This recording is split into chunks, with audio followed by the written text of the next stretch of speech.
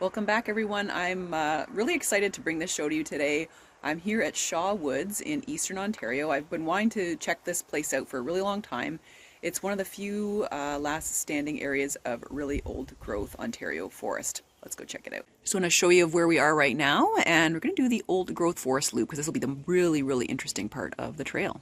So I'm out in the forest first thing this morning. It's going to be a scorcher of a day, 31 Celsius plus humidex. So it'll be nice to be in this old growth forest where we've got a big canopy above us. So this is a really cool little diagram here of how we can tell this is an old growth forest. So as we enter into the old growth forest area very soon, we're going to notice that there's not a lot of sawn logs. This area was really big into logging. Our property's been probably logged about 3 times in the last 90 years. So you'd see a lot of sawn logs there. Also in contrast to our property, you don't see a whole lot of early succession trees in here like birch and aspens and things like that. What we're going to be walking into very shortly is maple, beech, and hemlock. So the very sort of climax of forest succession, which is really cool. A lot of the trees in this area go up 30-35 meters, with some of the lowest branches being at about 20 meters. So that's pretty insane. The ground is a bit unusual. You see a lot of pit and mound topography, so little lumps and bumps in the ground from where trees fell in the past, were uprooted and kind of got grown over, and so you'll see these lumps everywhere. So that's a really good indicator of an old growth forest. See a lot of these boulders here in the woods, and these were left over as sort of the glaciers scraped through the area, leaving them on the ground. There's also a lot of trees in here that are older nurse trees, fallen down, and other things are growing out of them. And there's a lot of trees where wildlife live in. There's lots of holes in them from pileated woodpeckers and that, so there's lots of places for them to hide and live. So how forest succession works is we start off kind of with bare soil, then you end up with your annual plants, then your perennial plants like your grasses and your ragweeds and your asters, and then you move on to kind of like shrubby territory. You can see in our field how succession is working. A lot of grasses right now, goldenrod, asters. And then you can see the different shrubs coming in, like there's some willows, and there's also in the wet areas, and there's also some chokecherry. And then you kind of get into your early forest. You got your birches and you got your aspens, and then things mature a little bit more. Right now, in some areas of our property, you can see we've got some maple coming in. We've got a few little hemlocks coming in. We've got tiny little oak trees coming in, and of course pine trees. Although interestingly enough, pine trees aren't sort of the be-all and the end-all. They live a long time, but they aren't part of the climax forest typically. They provide shade for some of the shade-tolerant hardwoods to kind of come in, and then after a while they're overtaken by maples. And now speaking of pine, here's a really big one, very straight. Back in the day, this would have been prime for ship masts being sent to Europe, but didn't come from this property, that's for sure, so it's still standing. These big old white pines are really important. Did you know that black bear young and black bear love to climb up here for safety? It's one of the few trees that really big that can support them. I mean, this tree goes way up past that maple canopy. I want to show you this right here. So here is a yellow birch. This is a really old one in this forest. I don't see them this old, generally speaking. It's pretty big around. You can see just how big this is by me standing beside it. So this is a really old tree. Again, not part of the climax forest itself, but very old. Now take a look here at this huge old maple. Some of the lowest branches are like 40 feet up. It's huge. I can barely fit myself in the frame next to this thing. It is enormous. It is so cool to see stuff like this. A lot of wildlife favor this environment, and sort of beyond the climax forest, beyond 300 plus years, there'll be a change in the trees in here too. I mean, right now we've got beech and maple and hemlock as a predominant species in here. Those will change over time. From what I'm reading from their literature, that the deer cycling deer populations sometimes will favor more beech in this area, the beech nuts and things like that. But over time, this is going to change. It's always a dynamic thing. Forest always undergoes change. You guys know where our property is. Derico went through and did a tremendous amount of damage to the land. A lot of trees went down. A lot of early forest trees were lost in the Derico to make way for other trees to come in. So even though I was really sad about losing a lot of trees in the Derico, Wind is a great factor of change in forests as well as fires. So the forest, the dynamic, everything can kind of change after an event like that. I think there were microbursts that went through here at one point, and that changed everything in some areas. So some areas you'll see maybe a bit more birch, a bit more aspen, where there was openings in the canopy for those things to kind of shoot up. If there's been fire, sometimes you'll see a lot more white pine go through, because they do need a major change for white pine to kind of to sort of make an establishment in the woods, so like an opening in the canopy for them to kind of come in.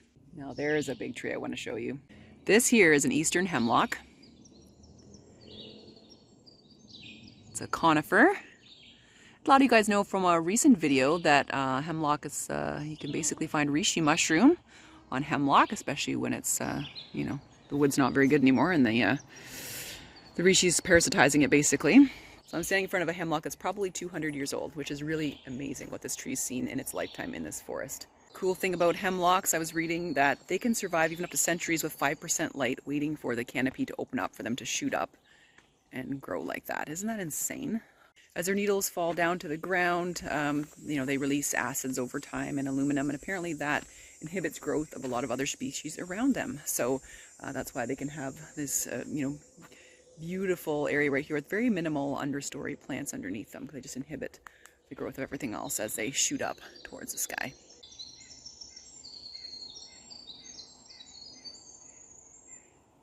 Just letting you guys listen to the sound of the birds here in the forest.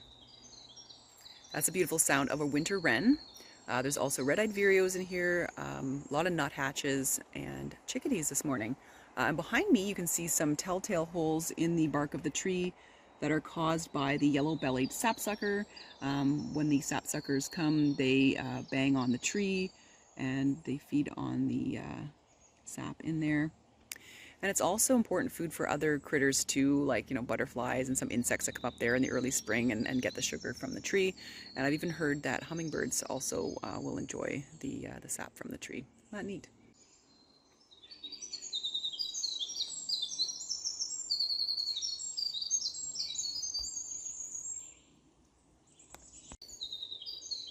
Of course, there are some beautiful understory ferns in here. There's the interrupted fern. You know it's that because it's interrupted by these little fronds right here, these little spore-producing structures. Just gorgeous in here. Of course, there's some other little baby maples starting to try to come up, find a little gap in the canopy. Here's an interesting plant in the understory. This is the Canada yew. It's quite toxic for animals to eat it. You'd think kind of that it would be like a hemlock or a balsam fir or something like that, but no, this is the yew. No little berries on it yet. They have these little red berries. I don't see any on this one, but it's not common to find that.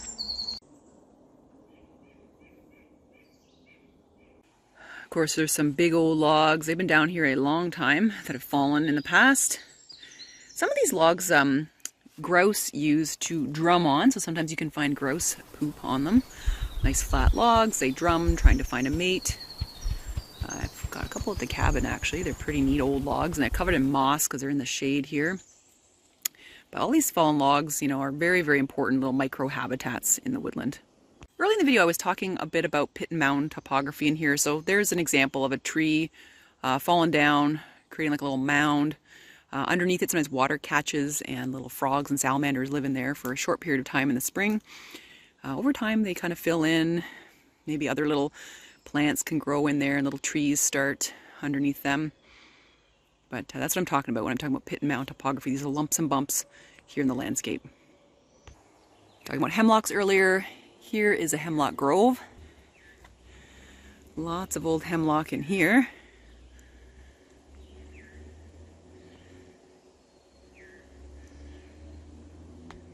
So this property was owned in the past by the Shaw family. I think they moved here in the late 1800s to establish kind of a farmstead. A lot of this part of the forest, obviously this old growth part, was preserved. It was not really touched during their time of ownership. So it's basically like pre-colonial contact. So that's really, really neat. So now as we go in here, we can see past the hemlock here a little bit of beech trees. They have the really smooth bark you can see kind of centrally in the screen there. You'll see that a lot of them in this area have been managed and cut down. Let's go take a look.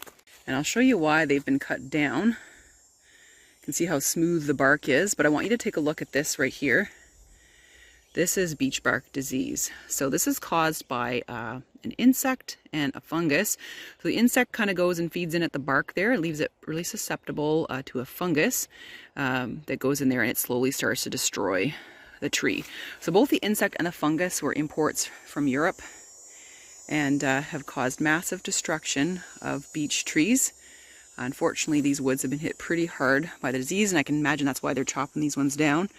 It's pretty hard to control, but we may end up not seeing a lot of beech trees in the future due to this this disease. So it's pretty sad. So you can see here all the ones that have been cut down.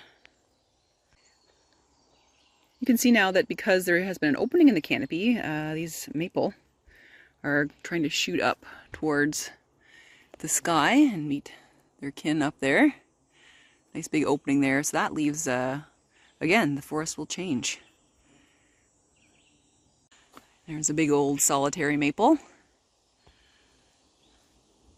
It's really nice and cool in these woods. It's a great idea to come on a hike to see these old growth forests on a very hot day. You know, forests are so important. You know, they provide oxygen for us, habitat for wildlife, you know, and they provide shade. I mean, it'd be scorching hot if this was just all logged down and, you know, super exposed. It's just lovely that we have these, and we need to conserve forests as much as possible. And we need to help reforest. So that's why at the cabin I've been accelerating the succession process by planting a lot of plants in there. I've been putting in red pine as well. They're one of the species that's one of those early you know, forest plants that can kind of, you know, quickly provide a habitat for some of the more mature successional trees. So you know, if you can plant a tree, plant one, plant 100, plant as many as you can.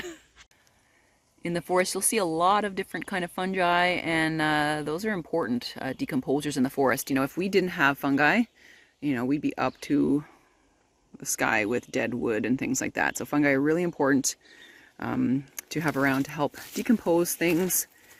And as you can see here, this is really old turkey tail. Now, this is not stuff you want to put in your tea, but you can faintly see, you know, the striping there on the turkey tail mushrooms. This is a medicinal mushroom. This is really old. Some of that's a little bit younger, but very, very old stuff. I wouldn't be touching this for my teas, but, you know, very beautiful fungus. Might have some new flushes come fall.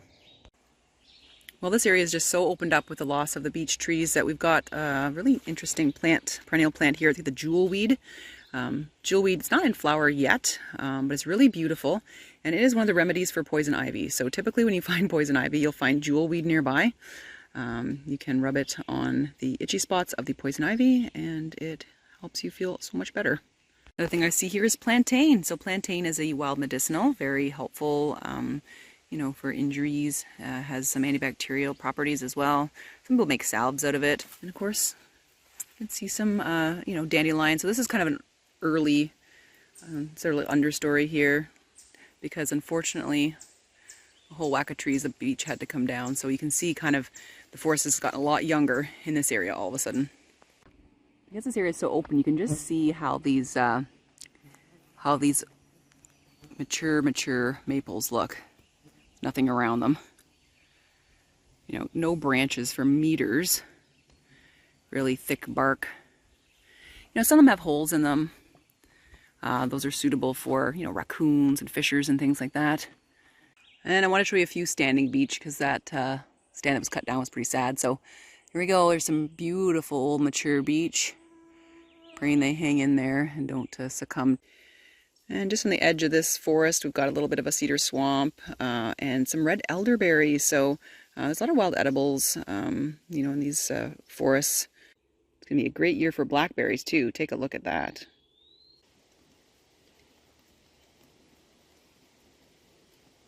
I should mention that this forest is, you know, home to some educational programs for elementary and high school students. And there's a bunch of important research that happens here through various colleges and universities. So really wonderful asset we have right in our Ontario backyard. Well, thank you guys so much for joining me today on a little quick tour of the old growth forests in Eastern Ontario. So I hope you enjoyed it. If you have any questions, don't hesitate to leave them down below in the comments. We'll see you in the next video. Take care.